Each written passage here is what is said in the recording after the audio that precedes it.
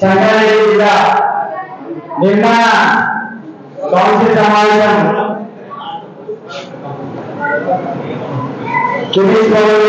నిర్వహించడం జరుగుతుంది. ఈ కార్యక్రమానికి ప్రారంభించే ముందు ఈ మధ్య కాలంలో గత నెల 4వ తేదీ నాడు మన పార్టీ జిల్లా కౌన్సిల్ సభ్యులు సంజయ్ రెడ్డి గారు నిల్చున్న చోట ఆయన వాహనం రోడ్డు పక్కన నిల్చుంటే ప్రమాదాలు ఒక టిప్పర్ వచ్చి ఢీకొనడంతో ఆయన మృతి చెందడం జరిగింది. ఆయన ఉమ్మడి మెదక్ జిల్లాలో విఠల్ రెడ్డి గారితో పాటు పనిచేసినటువంటి వ్యక్తి. నర్సాపూర్ ప్రాంతంతో పాటు ఈ జిల్లాల గుమ్మడి ప్రాంతాల్లో పార్టీ ప్రజాసంఘాల పెరుగుదల కోసం కృషి చేసినటువంటి వ్యక్తి. భవిష్యత్తులో ఆయన ఆశయాలను ముందుకు తీసుకెళ్లాలని చెప్పేసి కోరుతూ ఈ ఆయన సంతాపూర్వకంగా పూలమాల వేయడానికి మన పార్టీ రాష్ట్ర కార్యదర్శి కొత్తగూడెం ఎమ్మెల్యే భూమనేని నాగేశ్వరరావు గారు, అదేవిధంగా పార్టీ రాష్ట్ర కౌన్సిల్ సభ్యులు శ్రీ సత్యనారాయణ గారు, అదేవిధంగా పార్టీ సంగారెడ్డి జిల్లా కార్యదర్శి సయ్యద్ జలాలుద్దీన్ గారు, పార్టీ రాష్ట్ర కార్యదర్శి మన పార్టీ జిల్లా ఇన్ఛార్జి నరసింహన్ గారు, అదేవిధంగా మెదక్ జిల్లా కార్యదర్శి ఎమ్మెల్యే రాజయ్య గారు నివాళులర్పిస్తున్నాం.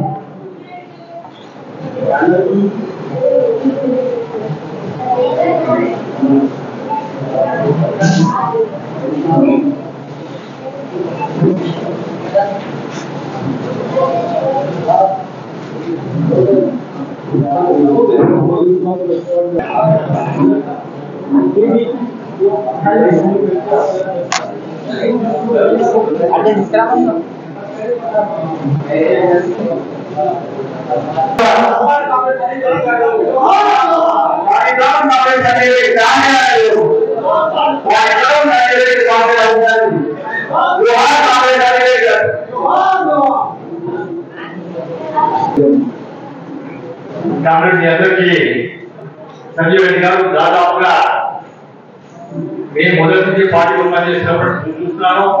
గత నాకు తెలిసి ఒక 35-40 సంవత్సరాలుగా ఆయన విభజన చేరుకొని ఒక సంజయ్ మన విఠల్ రెడ్డి గారి నాయకత్వంలో ఆ గుమ్మడిదల మండలము ఆ గ్రామము గత 10 సంవత్సరాల కింద వారికి ఏంటి మనకి నర్సాపూర్ కాన్స్టిట్యూన్సీ ఉండేది. కాన్స్టిట్యూన్సీ బైఫర్కేషన్ అయిన తర్వాత ప్రత్యేక కలెక్టర్ తర్వాత కూడా అనేక పోరాటాలు నిజాలకు అనేక ప్రత్యేక కృషి చేసి పేద బలహీన వర్గాల కోసము ఎంతో కృషి చేసినటువంటి వ్యక్తి సడన్ గా ఆ గుమ్మడిదలలోనే అక్కడ రోడ్డు మీద ఉంటుంటే ఒక టిప్పర్ వాడు వచ్చి వాళ్ళ తాగుండి వాడు కంట్రోల్ చేసి పక్కన ఉన్న నిలబడే వ్యక్తిని డైరెక్ట్ గా ఢీకొట్టి అతని యొక్క చనిపోవడానికి కారణమయ్యాడు. సో ఈ రోజు ఆయన లేని లోటు ఆ ప్రాంతానికి మెదక్ జిల్లాకు కూడా ఈయన లోటుగా మనమందరం కూడా వాళ్ళందరికీ ఇక్కడ పూలతో నివాళులు అర్పించాలని చెప్పేసి మనం చేస్తూ మీ అందరికీ విజ్ఞప్తి చేస్తున్నాం.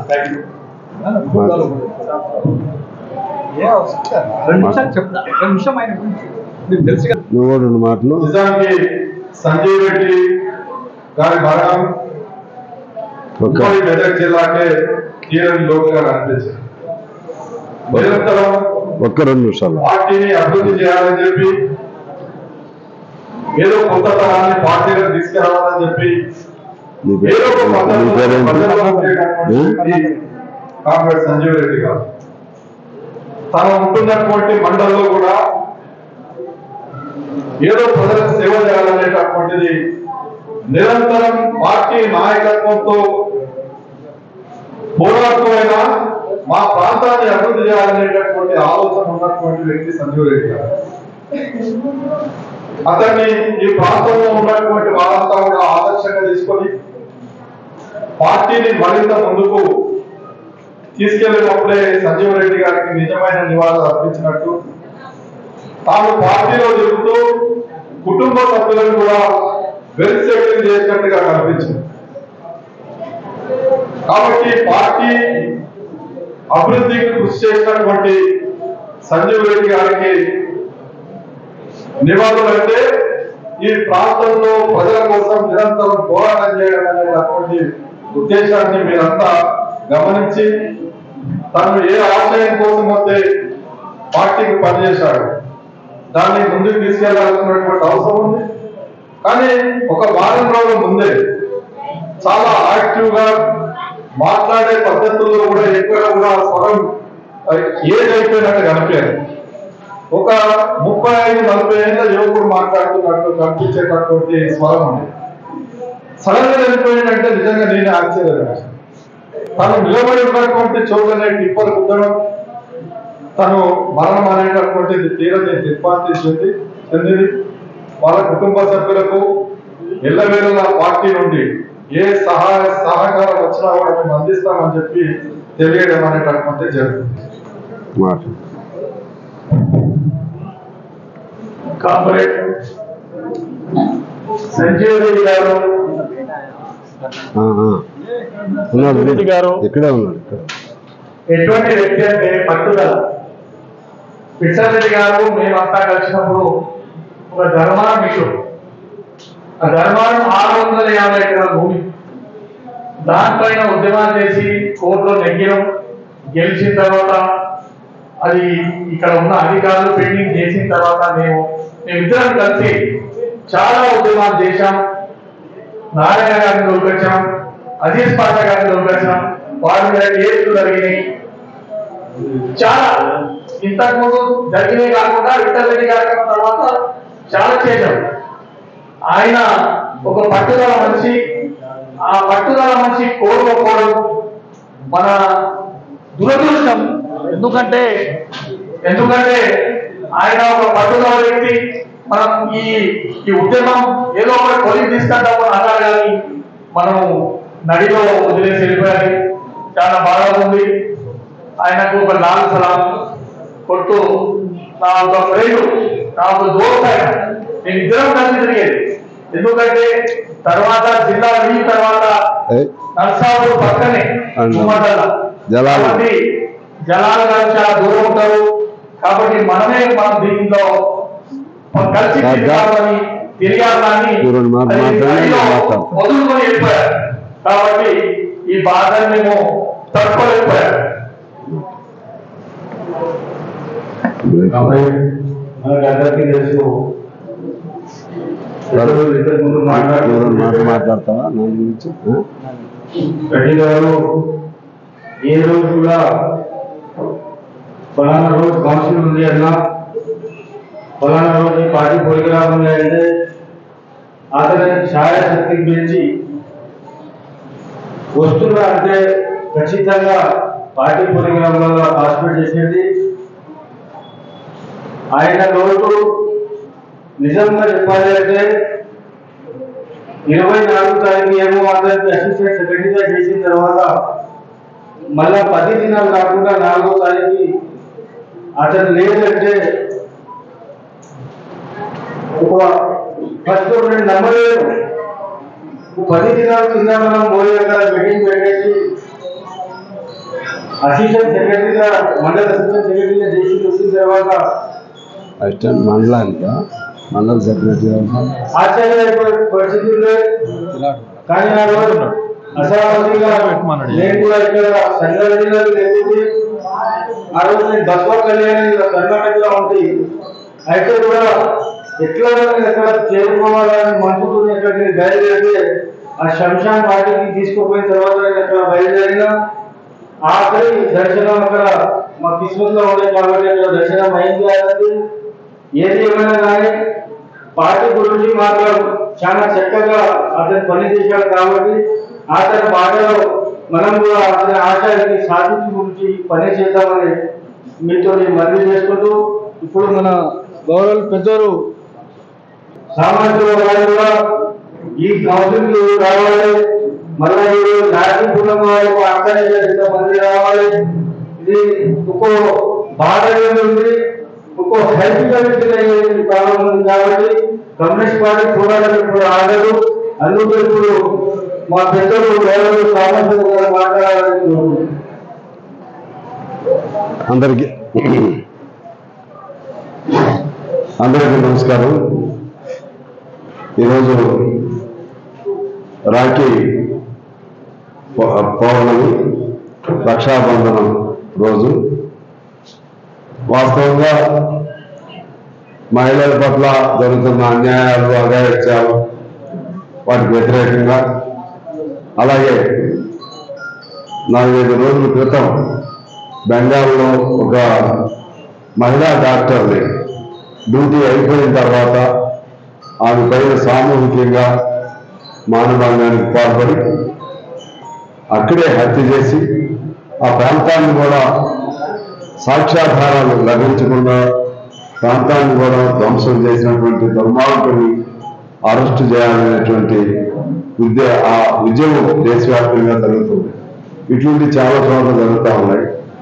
మన పార్టీగా ఇంకో రోజు సమయం లేదు కాబట్టి రాఖీ పౌర్ణమి అయినా సరే 2 జిల్లాలకు కలిపి ఇక్కడ నిర్మాణ కౌన్సిల్ పేరుతో పెట్టుకుందాం అనుకున్నాం. ఈ సందర్భంలో ఇది జరిగింది కాబట్టి రాఖీ పౌర్ణమి అయినా సరే మన మీటింగ్ పెట్టుకోవడంతో పాటు మహిళా సోదరి మనం ఉంటారు, రక్షాబంధనం బజార్లోనే నిర్వహించి మహిళల పట్ల కమ్యూనిస్ట్ పార్టీకి ఉన్నటువంటి ప్రేమ, మహిళల పట్ల దుర్మార్గంగా ప్రవర్తించే వాళ్ళకి ఒక బెదిరింపుగా కన్యాలు చేసి తద్వారా వాళ్ళని ఈ సమాజం నుంచి వెలివేయడంలో మా మహిళలు కమ్యూనిస్టులు ముందుంటారని హెచ్చరిక జారీ చేసే క్రమంలో ఇవాళ కార్యక్రమం జరుగుతుంది.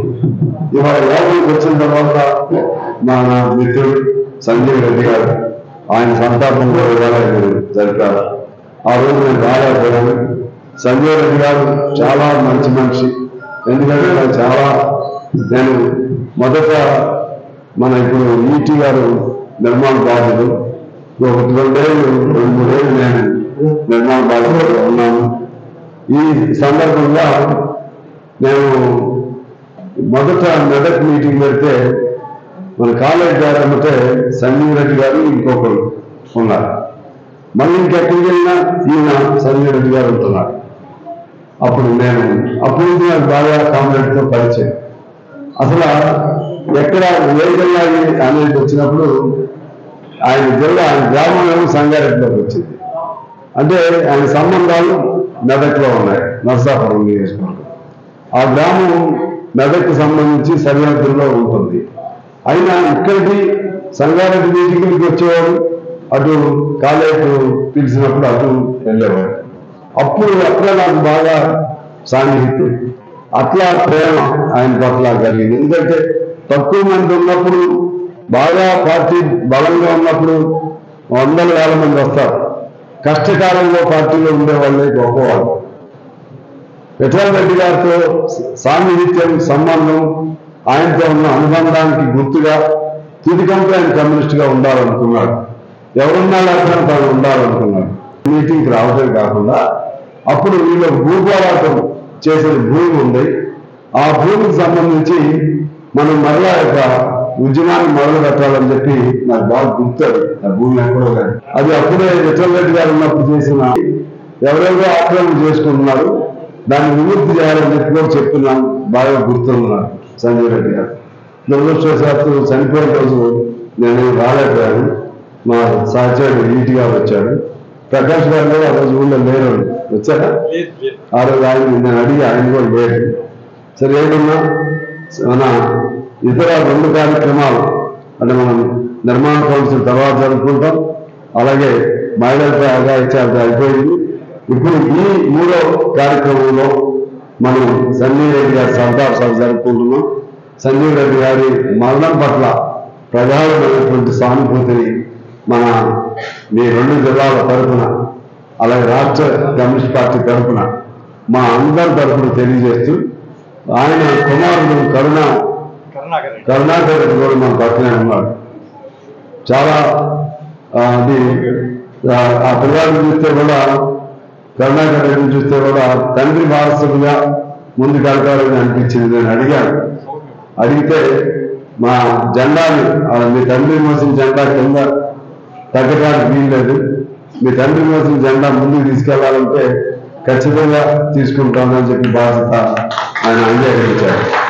ఆ విధంగా ఆయన ఆ జెండాని మరింత బలోపేతం చేయడం ద్వారా ఆ జెండాలో తన తండ్రిని మన కరుణాకర్ చూసుకోవాల్సిన అవసరం ఉందని తెలియజేస్తూ ఒకరోజు ఆ మండలం ఉంది మీటింగ్ అప్పుడు మేము 3 కూడా వస్తాం. ఆ మండలంలో మీటింగ్ పెట్టి ఒక మహాసభలా జరిపి అందులో మన కరుణాకర్ కూడా బాధ్యతలు ఇచ్చి ఆ విధంగా మనం పార్టీని ముందుకు తీసుకెళ్తమే సంజీవ్ రెడ్డి గారికి మనం ఇచ్చేటువంటి నివాళి జోహార్లు అని చెప్పి తెలియజేస్తూ మీ అందరికీ హృదయపూర్వక నమస్కారాలతో మరొకసారి సంజీవ్ రెడ్డి గారి కుటుంబ సభ్యులు మన కరుణ వీళ్ళందరూ సంజీవ్ రెడ్డి గారి సతీమణి వాళ్ళ 3 ముగ్గురు బిడ్డలు ఉన్నారు, అందరూ ధైర్యంగా ఉండాలని నేను కోరుకుంటూ అందరికీ నమస్కారం.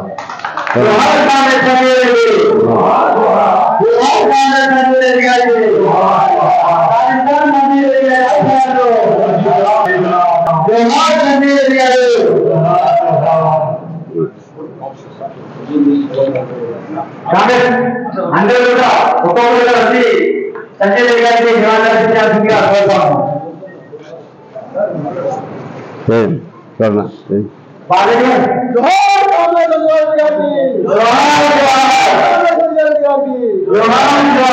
మీ ఇద్దరు కూడా వచ్చారు, బాలరెడ్డి గారు కూడా వచ్చారు. భారత కమ్యూనిస్ట్ పార్టీ సిపిఐ సంగారెడ్డి సమావేశము జిల్లా కేంద్రమైనటువంటి సంగారెడ్డి పట్టణంలో ఈరోజు నిర్వహించుకోవడం జరుగుతూ ఉంది. గత 2 సంవత్సరాల కాలంలో మన పార్టీ ఇంకా ఈ జిల్లాలో మనం చేసినటువంటి కార్యక్రమాలను గుర్తు చేసుకుంటూ ఎక్కడ లోపం జరిగింది భవిష్యత్తులో ఆ లోపాలను అధిగమించి పార్టీ ముందుకు తీసుకెళ్లడం కోసము ఈ నిర్మాణ